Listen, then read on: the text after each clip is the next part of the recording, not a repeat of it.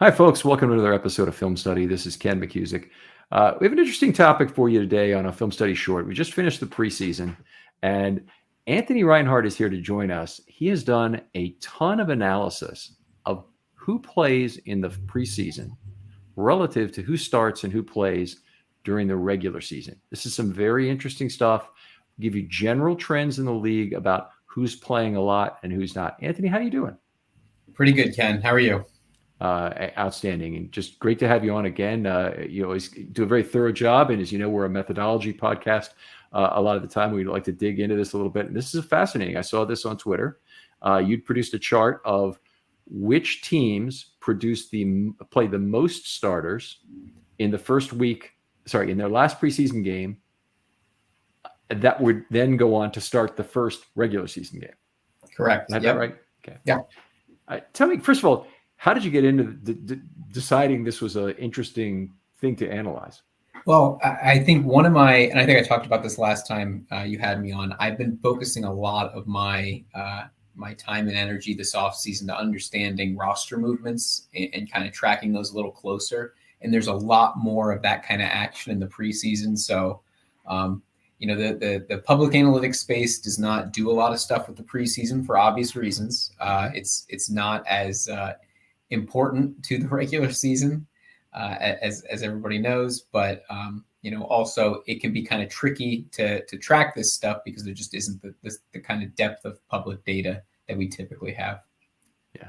All right. So why don't we start from the ground up here? Because I think a lot of our definitional questions we can get to with this very first slide here of yours, which I just love. Mm-hmm. So tell us what we're looking at in this analysis of the Tennessee-Baltimore first preseason game. Yeah, so I think one of the first thing that people say about preseason games, understandably, is that, the starters aren't playing, or, they had a touchdown drive, but that was against, so-and-so's backups.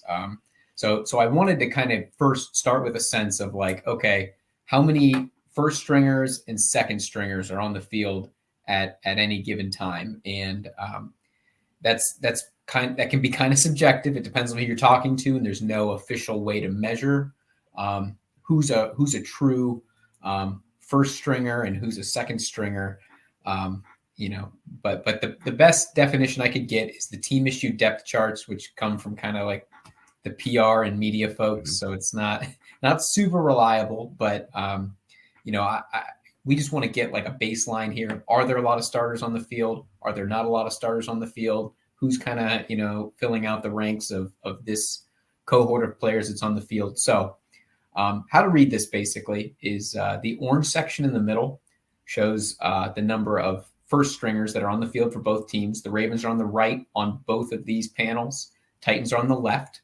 The first panel shows Titans offense, Ravens defense. The other one shows Titans defense against the Ravens offense. Mm-hmm.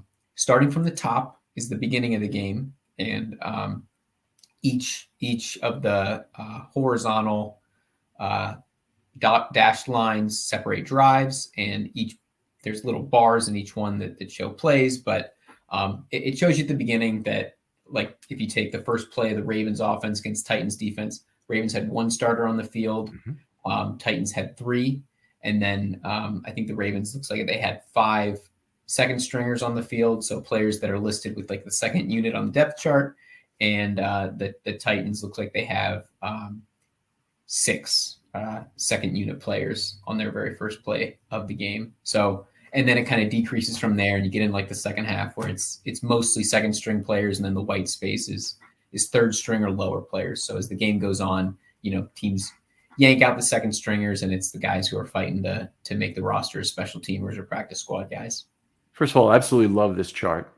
And I understand a lot of the definitional problems you're going through. In particular, the PR issued depth charts are often, they aren't really made, they're certainly not made by the football operations side because they wouldn't give away that kind of information, but they often will have discussions with the head coach and say, what do you want us to do in terms of how you set this up? And the usual rule, at least in the Harbaugh scheme, is that rookies got to earn it.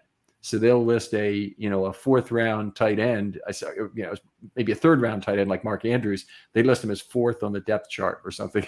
So you do get some funny stuff going on. And so Mark Andrews might actually show up in the white might have showed up in the white in his rookie year. So I understand that, but that's a small, fine detail problem with this. The general, what you're creating a viz for, is just outstanding.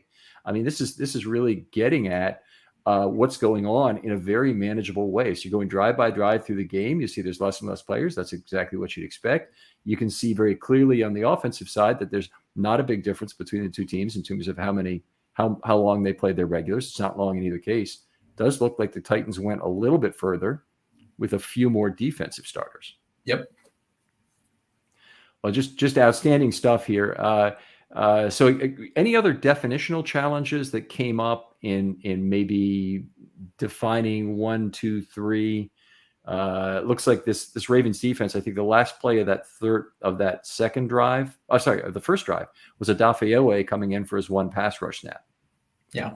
And I don't know who the other player was in there that would have been in the game defensively.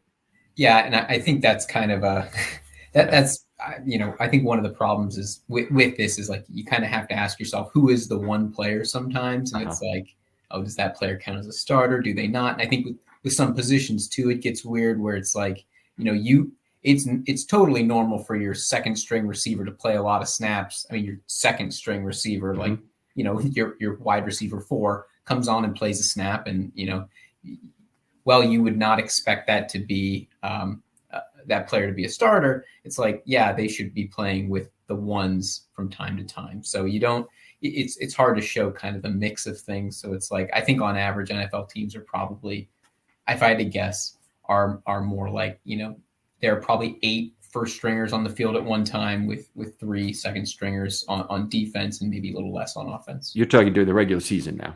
Yeah, that's good to know. How about, I'll ask you one methodological question here, is that when you have a position that's not on the field every time, and of course scheme matters, and you have a team that plays, let's go to the offensive side because I think it's easier. You have a team like Arizona who plays a lot of 10 personnel and a ton of 11, and they almost never play with 3 between tight end and running back. How do you deal with them differently than you would a team like the Ravens who plays a ton of 21, 12, and 13?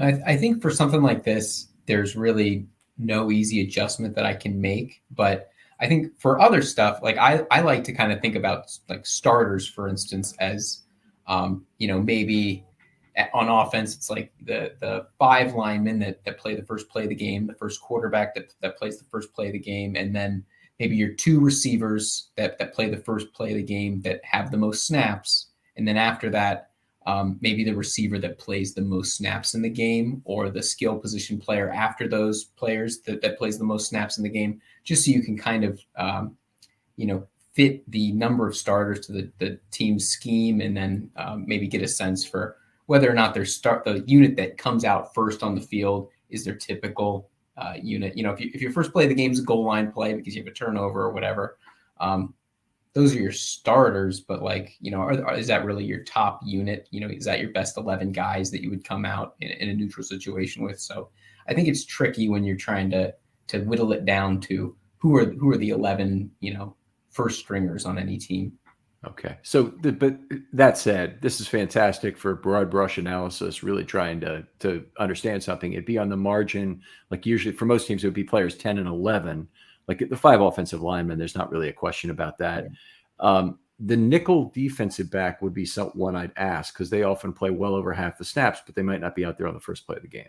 Yeah. And I think that too can be game flow dependent. If you're losing, or if you're winning and you're putting your opposition in a lot of passing down situations, I think you're more likely to have a nickel back on the field for a lot of plays. So that further adds complexity, especially if you're playing a team like Arizona, where you were trying to match their personnel. You're going to play personnel you might not usually play on defense. So I think in some sense, offense dictates their own personnel, but the defense sometimes has to match the team they're playing. So there's another layer to it also.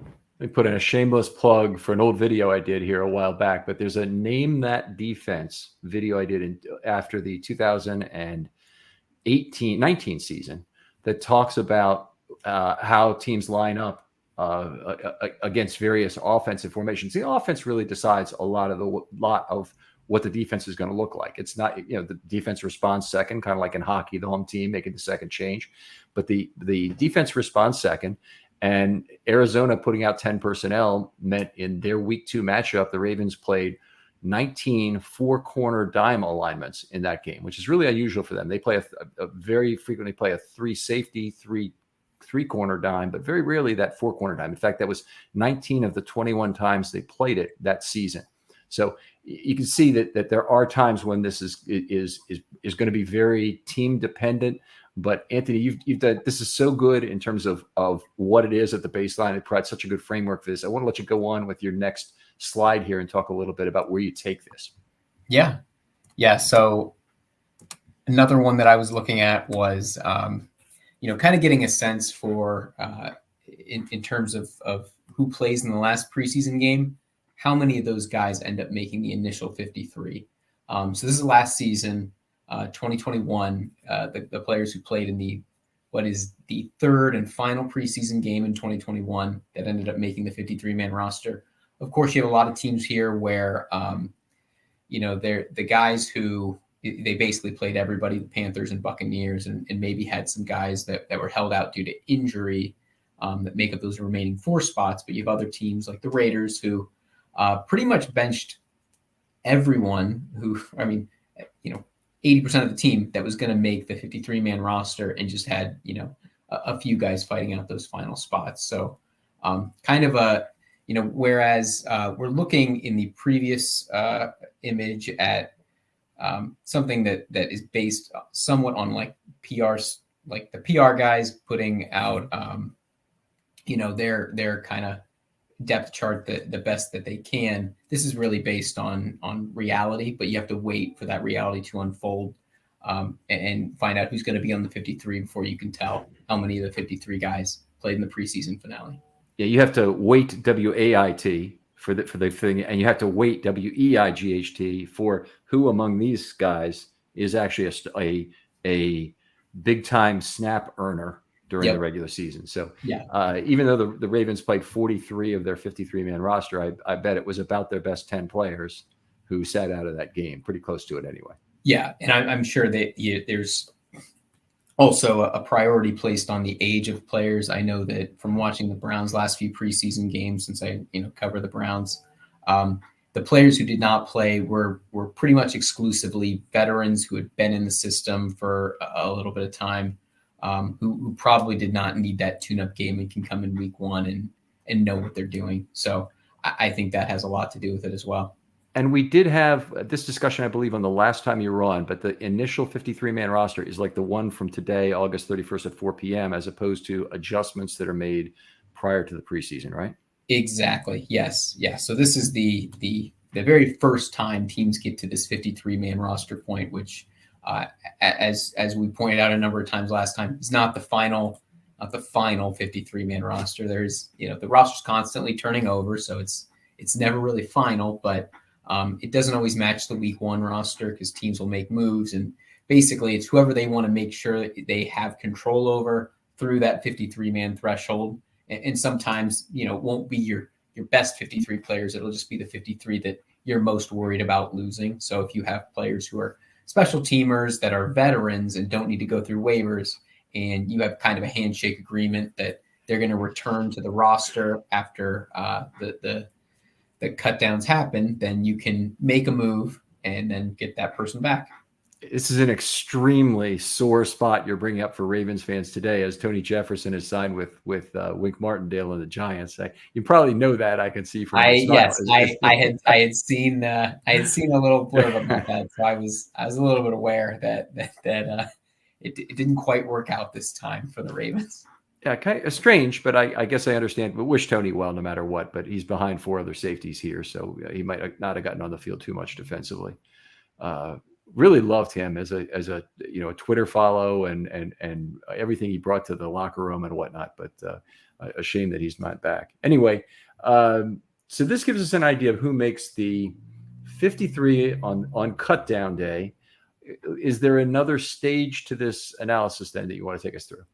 Yeah, I think the last one, and this is maybe the clearest view of this might be a little hard to see, but this is, I think, the clearest view of like the decreasing importance of the preseason for teams, but also gives you a sense of like how many starters are a lot of teams, like how many meaningful players in week one are teams putting out on the field. So this shows the number of regular season week one starters, and I did a few basic heuristics to figure out who qualifies as a starter. It's not necessarily the first 11 players on the field on both sides of the ball. But the idea here is to show, okay, your 11 starters on offense or starter-like players on offense, starter-like players on defense, how many of those players played in each of the preseason games in the last 8 years. I don't have 2022 up here yet because we haven't had week one of the 2022 season yet, but I'll probably tweet this out again when I have 2022 data. But you can kind of see, I think, broadly that, you know, the colors are getting a little lighter because it's color coded. In 2021, teams are playing less players in the preseason. I'll even zoom in on the Ravens here. And I think it'll be even lighter for 2022 if I had to guess. Teams are just, you know, not I don't think getting as much out of the preseason maybe as before, and that's maybe a perception thing also. So 2021 was an odd year because it was the first to move to 3 preseason games for the Gen Pop of the NFL. Obviously, the Hall of Fame teams still get 4, but you notice that looking across the league, there was a sharp dichotomy of teams that played a lot of players and teams that didn't play very many. And the Ravens were kind of on the wrong side of that last year. Obviously, the J.K. Dobbins injury was suffered in that last preseason game, and they had 18 of their 22 starters out there during that game. And some other teams did, but not all of them. Yeah, and I think that's such an important point, and teams are probably learning from you know, that same kind of thing with the Ravens. And it's not like it's never happened before where there have been injuries in the preseason, but you seem to gain so little from getting these reps. I mean, we saw that in 2020 where like there was a little bit of sloppy play for like a quarter or so of some of the week one games, but for the most part, you know, football was not worse in 2021 when there was no preseason, in my opinion. It was a little bit different, obviously, because there was no crowds and stuff, but you know, I don't think it was obvious that, you know, no preseason really set teams back. Especially since so many teams focus a lot of their energy on these joint practices that occur right before the preseason games, where they can really control the situation. Yeah, great point. So they can control that situation with the no chop blocking, with having their own practice rules applied to both teams, and still play at non-brother-in-law in pads, offensive line versus defensive line play. Yep. In 2021 is an interesting year for some other reasons. I look at teams like the Chargers and the Raiders, maybe the Browns to a lesser degree, certainly in those first couple of games. They didn't play hardly anybody the whole preseason, which seems to have been.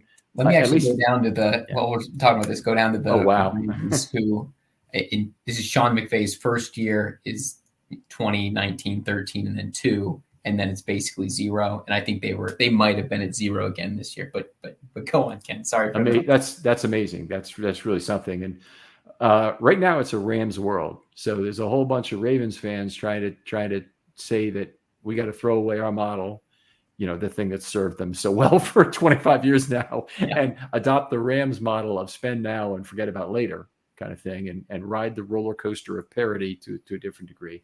By the way, I think that's a load of crap. I'll state that just officially for right now.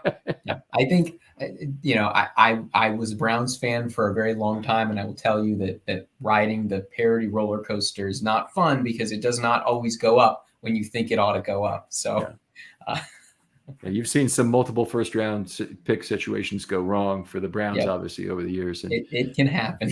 Yeah.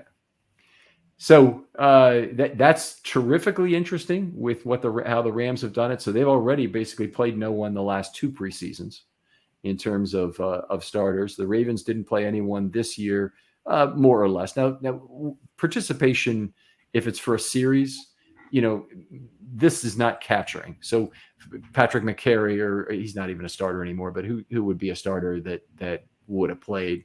Powers is going to start at left guard for the Ravens. So he would have been a guy who played in this preseason. Juwan James might start week 1.